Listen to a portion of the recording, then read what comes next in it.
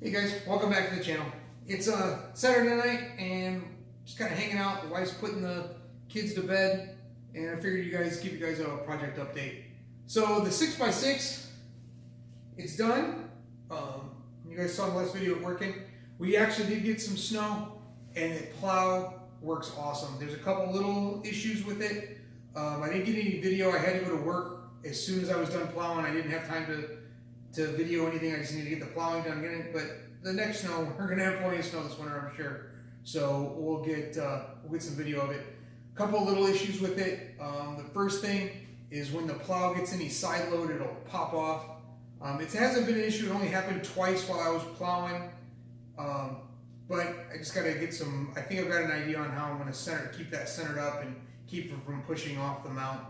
The other thing, which is a little bit bigger issue, but I think what it is, so to turn on the relays to power the winch, you have to have key on power. The only key on power on this is when the headlights are on. So, which is a key position on it. So I feel like, well, what happened is the battery died when I was getting almost done with plowing the driveway. So I think between the headlights and the winch is just too much load on the charging system on this. So what I'm going to do is I'm going to just put it on a key on. I'm not going to do a key on. I'm just going to do a switch to turn on the relays for the power for the winch. And I think that should take care of it, and that should take enough load off of the charging system that it'll continue to work. But we'll go from there. The bigger update is we actually got a project car for the LS6, or the LS6, the 6-liter LS. I'm an idiot. So it's super rare. Nobody's ever swapped one of these before. I think it's going to be really good for the channel, and we'll take a look at it here in a second.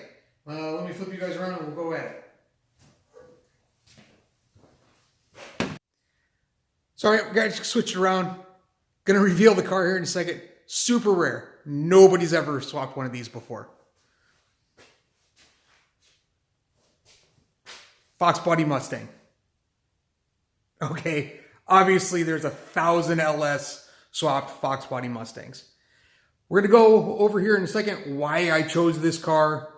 Go over the little bit of an adventure that we had getting it. You can kind of see here that's a little bit of a scar from the adventure, and we'll go over that whole story, and we'll go over the car a little bit, what it has, what it needs, and go from there. All right, guys, bring you back in a second. All right, guys, clearly this is not some crazy, no one's ever done it swap. There's 1,001 Mustang LS swaps on YouTube. But the reason I did pick this was because of that. Is, for me, I have a limited amount of time and I have a limited budget. So with this, I can go anywhere and find parts. I can go anywhere and find information on the swap if I have any questions, and it's not going to take me a ton of time to look for it. It's an easy, everybody's done it swap. And when you've got a limited amount of time, this is the perfect type of car for that. The perfect example of this is I've already ordered motor mounts. I was able to, off of eBay for 80 bucks, I bought motor mounts that bolt to the engine and then bolt right into the chassis, locate the engine with an F-body oil pan, and it's going to be perfect. I could have built them myself, but the time that it would have taken me, the money it would save, just wasn't worth it at that point to me. So we'll go over the car. The story of me picking it up is a little bit funny. Before I start the story, the guy I bought it from was awesome. When some stuff went sideways, he totally stepped up, came and helped me out, took care of me. I got absolutely no complaints about this guy. So if anybody recognizes the car or whatever, and who sold it to me or whatever, like I said, I've got no complaints about this guy. The guy really stepped in, took me up, took care of me when some stuff went sideways.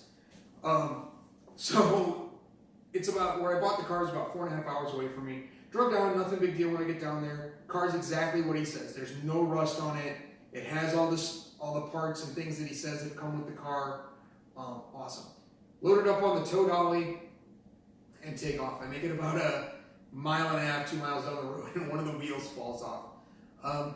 He had bought the car for the engine, transmission, and differential, just basically the drive line out of it.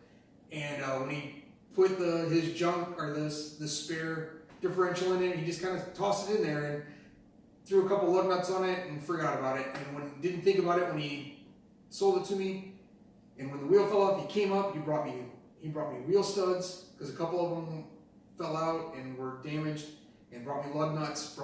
I had tools, but he brought me tools just in case. Brought a jack, everything. We took care of it. We took care of it right there on the side of the road, and he took care of me really good. I can't complain about this guy. So I take off down the road, and when I get to I go to the gas station to fill up, and I'm like, well, let me just check, make sure, do a nut and bolt check on everything on the rear end. A couple more things loose, no big deal. But when I'm underneath there, I'm scooting underneath the car, and the gas tank was out, but the straps to hold the gas tank in were still hanging there, and I smashed my head on one of those straps, and I instantly, just like a little head wound, how they bleed. I got blood running down my face. It's like 30 degrees out, not super cold, but cold enough. I'm in a gas station and in Connecticut, and it just was a funny scene. I was annoyed at the time, I'm sure, but I'm sure to other people it was probably freaking crazy to look at. And so I get myself stopped bleeding, get everything tightened up, and head down the road. And just about the time we headed up, getting up the road, I'm into Massachusetts a little bit, and it starts freezing rain, so I'm having to slow down real high. He's got drag radials on the back. I don't know how that's going to handle.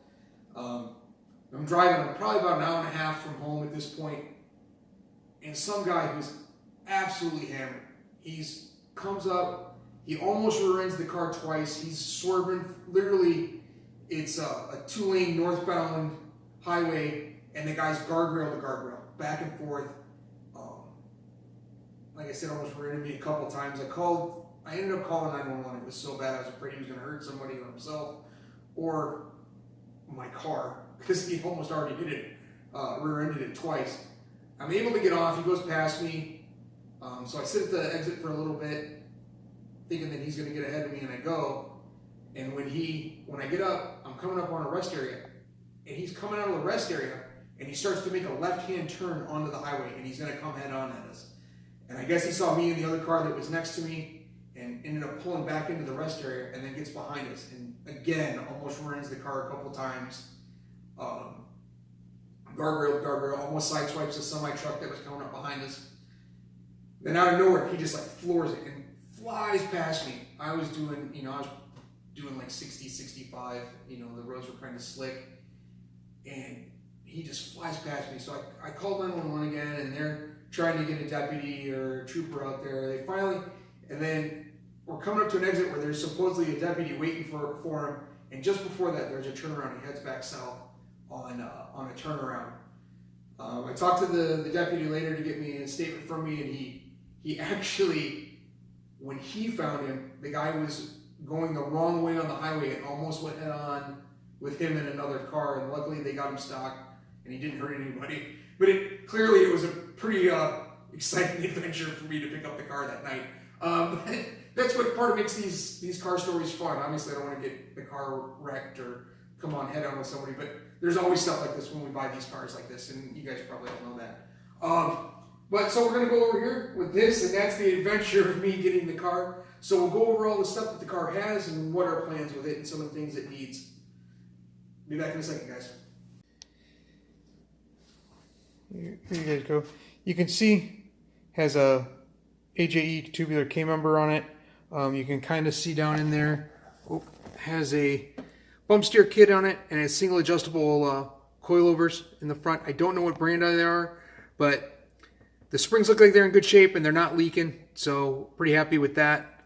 The big thing on why I bought it though is that the strut towers are completely rust free. You can see both sides. Here in New England, that's a pretty rare thing. They rust out pretty bad up here. And then it's got adjustable strut mounts. So the front end seems like it's pretty squared away for drag racing and everything we're going to be doing with it.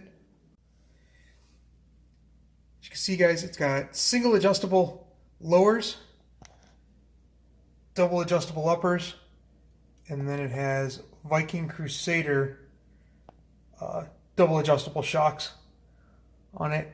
The springs, I don't know which manufacturer those are and what rate they are, but we'll figure that out As far as the rear end, it has, I was told it has 308 gears in it. You can see we need to get some brakes set up for it. So this rear ends are probably going to come out. I'm looking for a 31 spline limited slip out of an Explorer, and then I'm going to do 31 spline axles, and then just some stock SN95 rear brakes. And then the rear end should be all set up. Alright guys, I'll show you the interior from the back and then the interior up in the front. Alright guys, here's the view of the interior from the back. Obviously the gas tank's back here. It's got some braided fuel lines already hooked up to it, fittings. We'll see what kind of shape they're in. I haven't really inspected them too close, but they look like they're in alright shape. It's got a radiator that's pretty beat up, but it's got a nice fan on it. So we'll probably, at the very least, end up using that fan. As you can see, it's got a 6 or an 8-point roll bar. It's got the down tubes to the center of the floor for NHRA regulations. And then the other thing back here, it's got a battery box and a shutoff switch. That pretty much takes care of the interior from the back. Everything's pretty nice. You can see it has RCI seat belts, and those are actually certified until December of 2021. So we'll get 1 season out of those. So that's kind of cool. Don't have to put seat belts in it right away. And we'll move around here to the front just a second. All right, here's the front. You can see it's got swing outs on it, which I'm not crazy about. It definitely makes it easier for my fat old ass to get in and out of it. But I'm more of a fan of solid weld-in tubes down. At some point, I might have that changed. But for right now, they seem all right. And like I said, it makes it easier for me to get in and out of. We've got, there's some stuff on the interior that I'm not really complete sure. There's a switch down there. I don't know what it's for, what it's at. And I just noticed as we're sitting here talking, right in here, they've got the shift light, or a shift light, right inside the air vent there. And that brings me to the next thing. One of the things that I would like to change on it is, for me, the car is going to be more of a street car. And although I don't need or want AC, heat would be kind of nice for defrosting the windows a little bit. And here there's some times in the early spring and fall where I plan on driving the car where it might be kind of cooler out and be nice to have some heat, and it doesn't have any heat in it. So I'd like maybe to put that back in at some point. I'm probably not going to keep the big autometer tack. Just kind of not my style, and I'm going to have the Terminator X in it, so I'd be able to see everything there on the dash from that. Other than that, the interior is real clean. The seats are, I don't know, I haven't looked and seen any branding on any of them, but you know, they look like a pretty decent aftermarket bucket on there.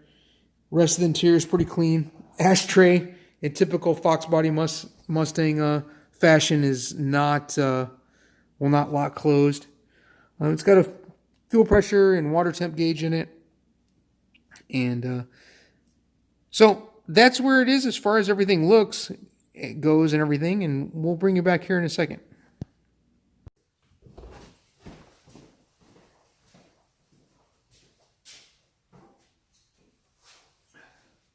Alright guys, well, that's just a quick overview of the car. A couple of things we didn't cover was that it does have subframe connectors, and it also has a rocker panel reinforcement. So the car should be pretty rigid. I'm going to add any roll bar at some point, so it should leave pretty good, I'm hoping, with all the stuff it has with the cage and the suspension setup that's already there. Some of the things we got coming up is I need to pull the oil pan off of the 480E that I have, see what kind of condition it's in. If it's in good shape, we're just going to do an HEU kit and send it down the road, which is what I'm hoping for, because I'm a cheap bastard. Engine is all set and ready to go. Just got an F-body pan and pickup on order, so we're going to toss that on. We got some snake eater injectors. Probably not going to put those in right away though, because I'm just going to get it running and driving NA. Those are going to be something for when we turbo it. I already have a Terminator X here also. Maybe we'll do an unboxing of those two things, see what it comes with, all that. I'm going to have to be doing a lot of reading here soon on figuring that out. Other than that, we're going to go there and I'm going to just build my own cross member for the transmission. I've got a polyurethane mount coming in. I'm just going to build them off of the subframe connectors on that, and then see where we're at from there. And then also I need to rebuild the rear end. It's got the guy told me it had a 308 rear end in it. which is obviously way too tall. I'm thinking I want to put a 373 in there. It's an open diff.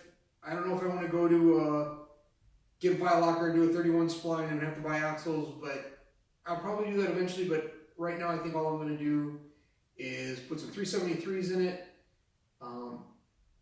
maybe Lincoln lock it, and then it has no brakes on the rear, so I'm just going to do some stock SN95 brakes on it and go from there. I think that's going to be it for today's update. If you like what we got going on, click the like, subscribe, all that, make comments, make fun of me, give me suggestions, whatever you guys want to do. I appreciate it. All right, thanks. Bye.